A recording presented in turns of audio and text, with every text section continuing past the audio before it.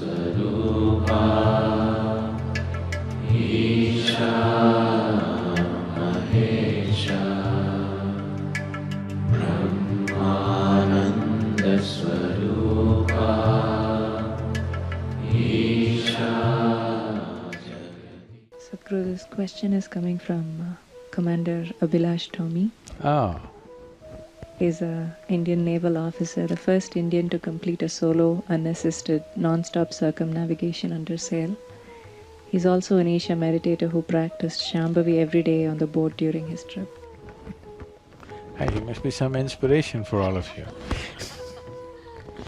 So two questions. The first one is, I have heard a discourse by you, Sadhguru, where you said that drinking excess water all through the day is not healthy.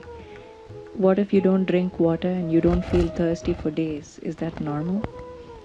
The second question, the way the moon and the sun exert their influence on water bodies, causing tides, do they also exert such influence on human and animal bodies?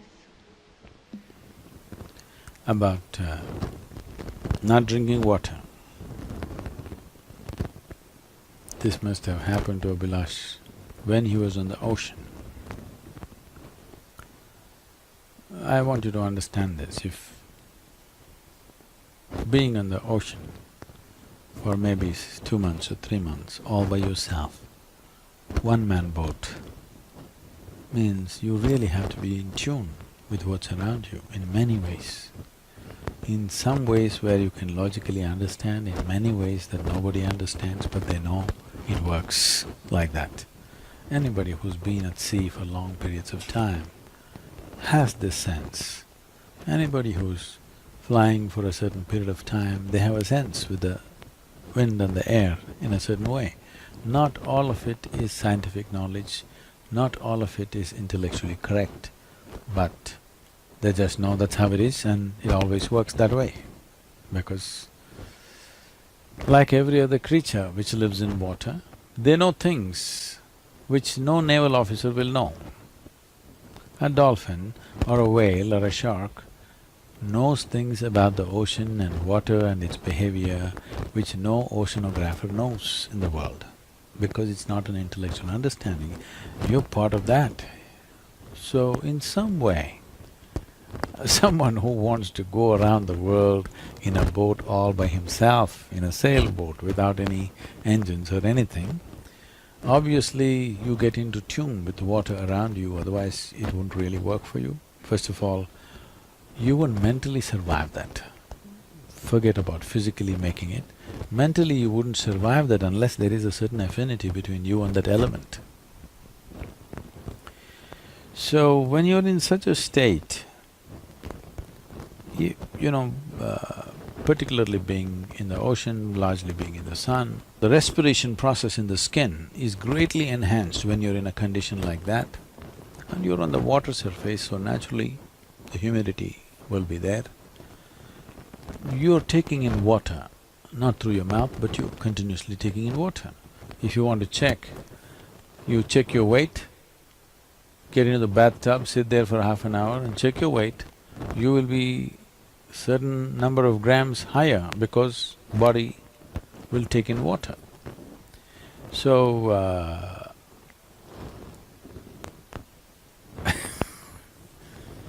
I had some nasty joke, I'll skip that. So, this body does soak up water either with contact or with humidity in the air. So, this ability may not be same from one person to another. One person may be doing it at a higher rate than someone else. And those of you getting all creamed up from head to toe, you must know this, that in many ways you taking away your contact with the existence. Grease up the entire skin, it won't breathe. When it doesn't breathe, its contact with air and water and world around you, your general sensitivity will go down. Your neuronal system, your nervous system will lose its sensitivity because the contact, the outermost contact is being blocked up. So, the entire world is taking to this, of course, now to block themselves out because they'll contact the world through the Facebook, of course. Even the bears are going on the Facebook, I heard. So, that's different. But anyway, your need for water might have come down quite dramatically because the humid conditions and your own openness to the element could have done that. And it's… if you don't feel thirsty, if you don't drink water, nothing is going to happen, you're going to be fine. It's only in America you will die if you don't drink water.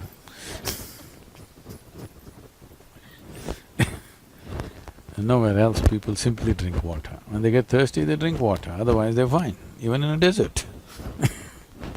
It's only in America, in cold climate, everybody's carrying a bottle and sipping continuously because the marketing machines have done this to them that they must drink lots of water.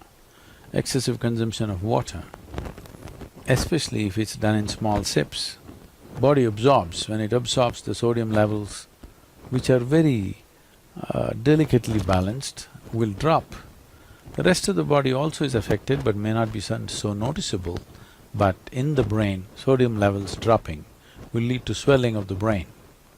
This does not mean your brain is growing. It means… swelling means it's a kind of sickness, okay? Not expansion of the brain, it's swelling up because of lack of sodium content. So because there's not enough sodium, more water goes into the brain, trying to supply the required sodium to keep the balance. So more water in your brain means you will slosh. Psychological imbalances will come when you manage to absorb. See, if you drink lots of water at one go, body will decide how much to absorb, how much to throw out. But if you keep sipping through the day, body kind of gets deceived and tends to absorb more water than it should. But let's say right now you drink 2 liters of water, all of it is not going to go into the system. What is needed, it'll take, rest of it will be shunted out. So, not consuming water and being out there is very much a possibility. Nobody need to drink water simply because you think it's a good thing to do. That is what the water bottling companies are telling you, okay? When you feel thirsty, you must drink water. Just to ensure you're drinking enough, drink 10% more than what you actually need. A couple of cups more, just to ensure that you don't drink less. If you're not the kind who is carrying a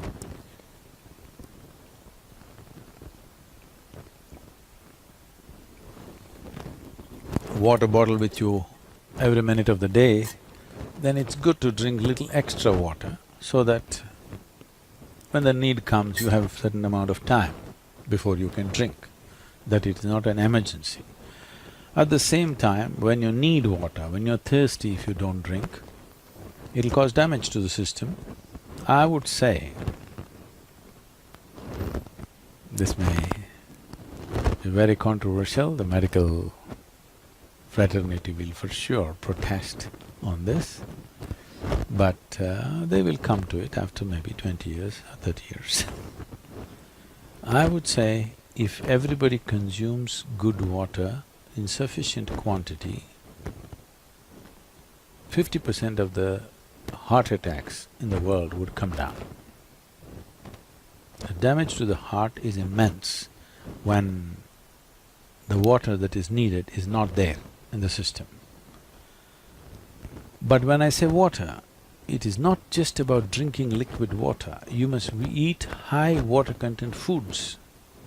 If you eat a fruit, it's nearly 90% water. Vegetables and other things are over 70% water. Minimum 70% water content must be there in the food that you eat.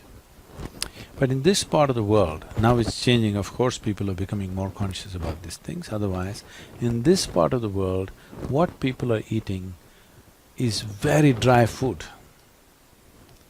everything that is here is generally dry. Only now, I think 25 years ago, in this part of the world, hardly people ate any vegetables. Vegetarians were beaten on the streets. Yes, being a vegetarian is a crime because they think you're weird. So, very low water content food you eat and it goes and gets stuck in your… like concrete, it sits in your stomach. Now you drink water, that's not going to help. You must eat high water content foods. When you consume food, at least it must be level with the percentage of water content in your own body. So any food that you eat should be at least 70% water content. So this is why vegetables, fruits must be part of your diet so that it is there. You eat bread, I don't know, it maybe it's just 20–25% water content or even less, depending on the type of bread you eat. If you eat meat, it's very, very low water content. Cooked meat has very low water content. So, when you're on bread and meat, you will have serious issues, and I'm telling you, doctors may think I need water up here, but they will come to this in 20 years, 30 years, whatever time they take. I will tell you, if they consume high water content foods, 50% of the cardiac deaths will go from the world. People won't die of heart attacks. One reason they're dying of heart attacks is they're eating very low water content foods. So people may say, what about other countries? Why are they dying in India? There also the same has happened. What used to be traditional meals and what they're eating today, it has changed dramatically because they're also ruled by commercial forces who tell them what to eat. They won't listen to their bodies. They look at the advertisement, the big hoarding or the television advertisement decides what you eat, not what your body tells what to eat. So, not consuming water in certain situations is okay, but if there's an indication of thirst, you must drink water. It's very necessary that you must drink water when there's an indication of thirst, because body has its own way. When it indicates you need water, you must give it water within 20 minutes or at least at the most half an hour. You must drink substantial quantity of water. If you drink enough water, then body will choose how much to take, how much to reject. What's the other question, I'm sorry? Oh. Both the sun and the moon have vibrational impact and also gravitational impact on the water. Only the gravitational impact of the water is noticed by most people because a sailor like Abhilash cannot sail. Okay, that's a small boat, it can sail any time, but if you have a big ship, you cannot sail without the tide. You cannot leave the port without the tide. Right from ancient times, sailors have always looked for tide. Without the tide, there is no question of sailing in the ocean, without the help of the tide. So understanding when it comes up, when it goes down was very, very important. Generally, to put it in a very simple terms, though the see, it's the same gravitational pull which is managing planet Earth and Moon. But the centrifugal force of the rotation and the gravitational force somehow are so perfectly balanced that they're holding on together. But actually, the center of the mass is in one place, it's not in two places. So it's one gravity managing two bodies, two celestial bodies. You know, planet Earth is also a celestial body. It's a heavenly body. You're in heaven, missing the whole point. If you were standing on planet Mars, Earth would look like heaven or no? It is a heavenly body and for sure the best planet in the system at least, in this solar system. It is for sure heaven in this solar system, isn't it? Okay, we're messing it up, that's different, but it can fix itself. If we vanish, it'll fix itself pretty good. If 50–60% of the human beings disappear somewhere, let's say they go to Mars,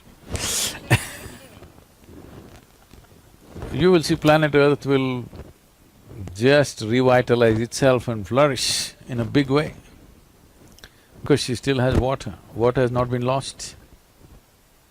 You know, all of you are water bottles. You little more than them, but this is a water body, isn't it? Huh? 70% water, just shake and see. So, 7.3 billion people, let's say on an average, all of them weigh 60 kilograms. I'm not taking into the heavyweights, taking into account the heavyweights, but let's say on an average 60 kilograms everybody weighs. Out of 60, at least 40 kilograms of water, that means 40 liters of water per person carrying. 40 liters into 7.3 billion. How many liters? It's almost an ocean by itself. So where is the water? It's all here. It's never left the atmosphere and gone anywhere. The volume of water that was here 1 billion years ago is still here, but all in unworthy packages.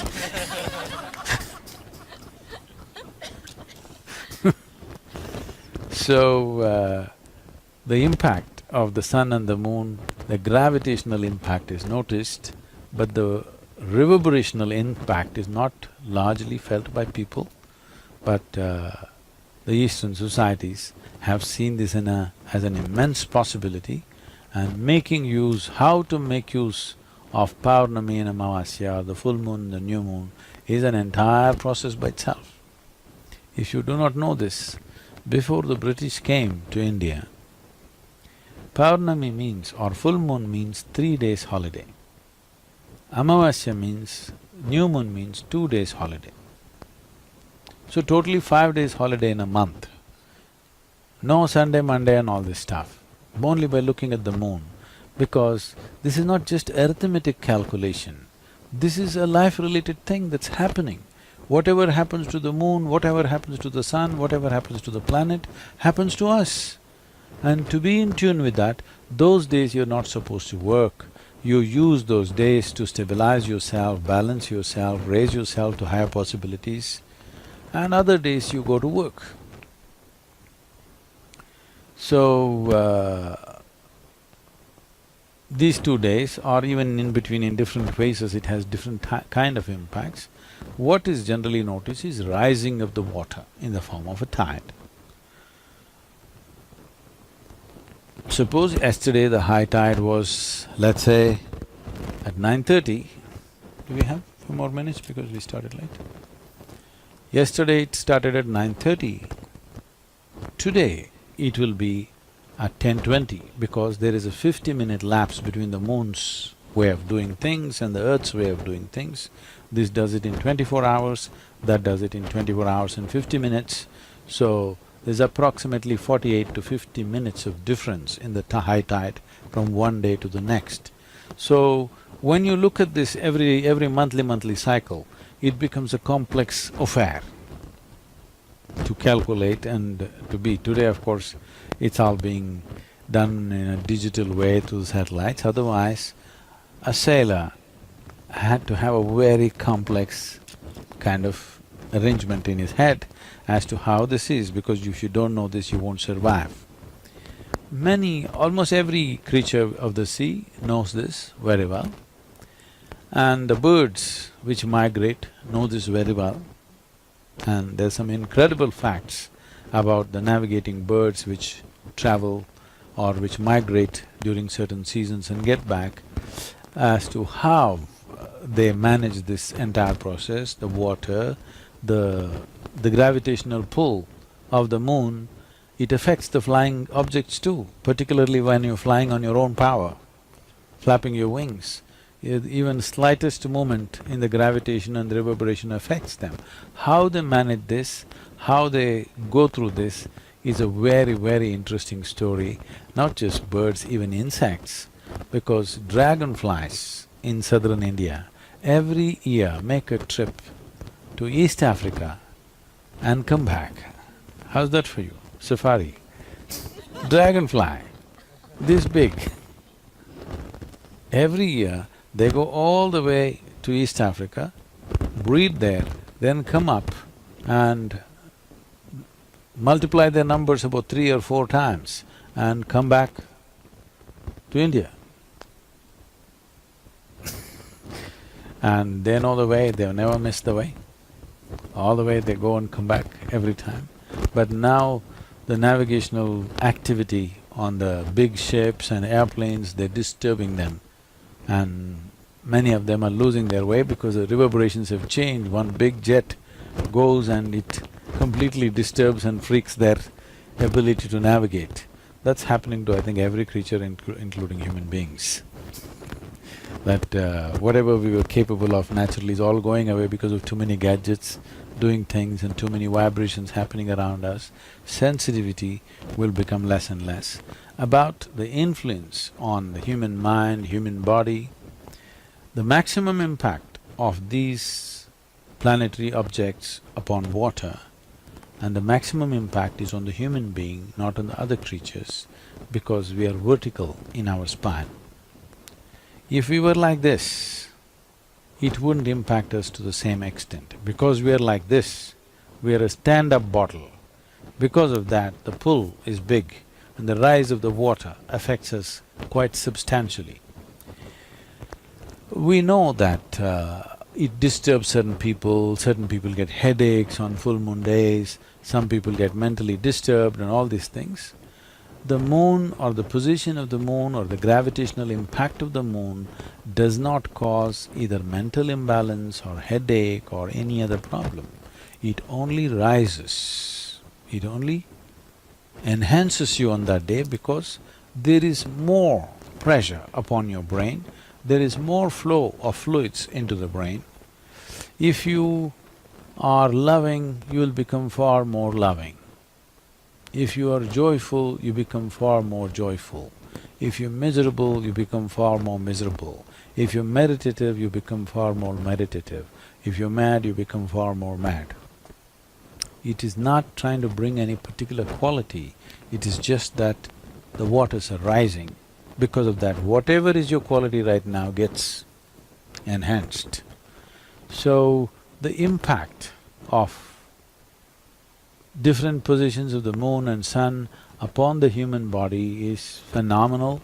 If we go into the details of it, it's an entire process of itself. As I said, generally people are noticing only the gravitational impact upon the water, but not the vibrational impact.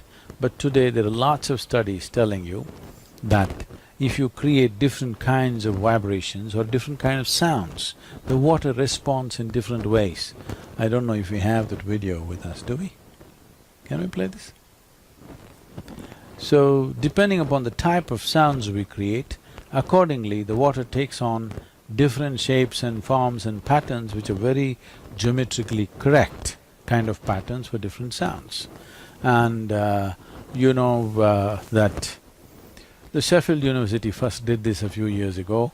Now people are telling me NASA has published something that talking about they recorded the sound of the sun. Have you heard about this? So clearly sound is coming. So these things are not new to us, these things something we have noticed because every cell in this body is solar powered, okay? You may call it so many things, but essentially whether you burn coal or you burn diesel or petrol or nuclear energy, whatever the hell you do, essentially all of it is solar energy converted and stored in different ways, isn't it? If there is no sun, there would be no hydrocarbons for sure. There's no question about that. So, everything that's happening in nature, whatever shapes and forms that different life forms are taking, is essentially largely related to how the water reverberates, including yourself. How the water is reverberating within yourself, that is the kind of form, both the physical form and the psychological form that you take is largely dependent upon this, and thank you very much. Brahmananda Swarupa Isha Jagatisha Akhilananda Swarupa Isha Mahesha